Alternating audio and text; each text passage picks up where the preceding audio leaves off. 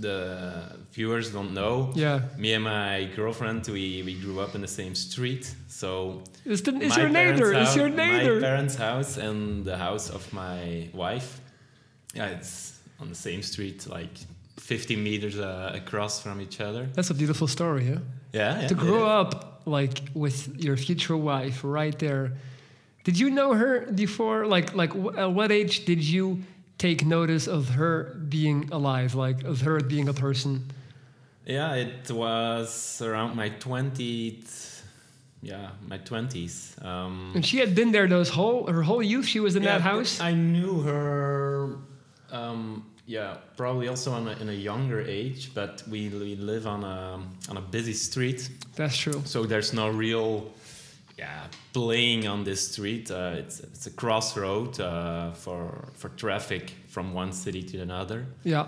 So it's only when you visit bars and go out that you are able to really talk to each other, because the street was a wall between us, and it's only on the bar that this wall disappeared. And I was 20, she was 17, and then when I was 21 and she was 18, our relationship started.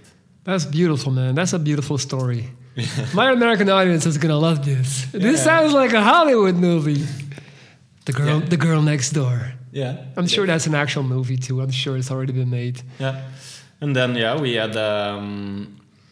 I'm thinking now, 21. At that point, I was studying, and I went for a study, like an intern abroad. And that was the beginning of our relationship, where she visited me. It was in England. UK? In UK, Manchester, Salford.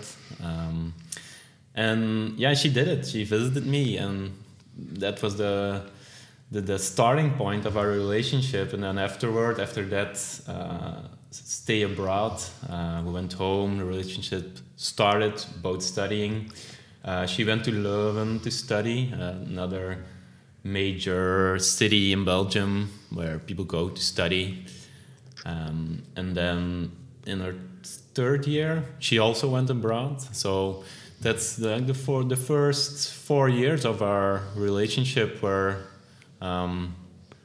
there was a recurring theme of periods where we separated.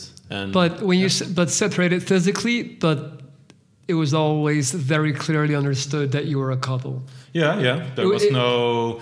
For the first month that I was abroad, there was still a gray zone. Yeah. But I can be. You try to let me see what I got going on over here first. Let me send you an email in 30 days. All right, give me 30 days to kind of check out the landscape.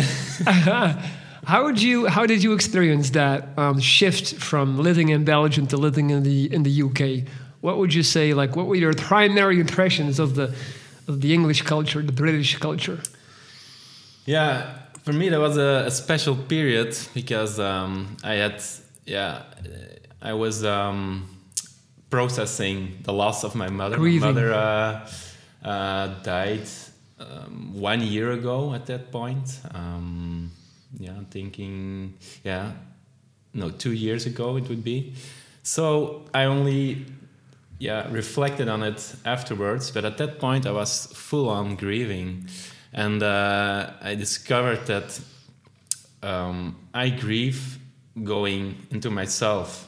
I was not very open to a lot of new social contexts. Mm-hmm. I felt resistance in it, in the superficial context. I couldn't handle it. I closed off, and I concentrated on a few dear friendships that provided energy. I didn't have too much energy in reserve, so to fully know what life was there, I think I missed a part. It was a period where I learned I can live on myself well, I read a lot, started sporting again. It was like a reset. Mm-hmm. Like how would you say, going to a mountain, like a monastery, like going to live in the mountains or in the desert for a couple of years to get yourself together. And it did me well, and I learned a lot, and I had my rhythm through this internship. It provided me the rhythm. I think it was good that it wasn't studying. Mm-hmm. It wasn't just following courses, but because that would provide too much freedom. And this internship provided a very clear rhythm. I needed to go to work, actually. So it's also different in going abroad. A lot of people go studying. So yeah, you can choose if you want to go to class or not. But with this, not. If I want to succeed, I need to be there, clear.